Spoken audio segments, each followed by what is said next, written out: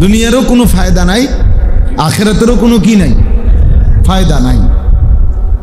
এটা লাগব, বেহুদা কাজ। মুমিন লাগব করে না। কাজের প্রতি নিষ্ঠা, কর্তব্যের প্রতি নিষ্ঠাবান।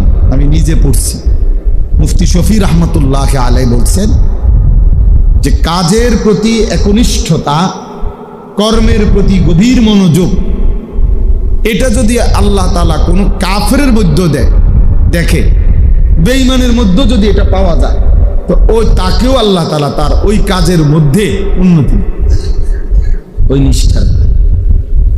মুফতি শফি রহমতুল্লাহ আলাইহি বলছেন নিষ্ঠা, একনিষ্ঠতা এত গুরুত্বপূর্ণ।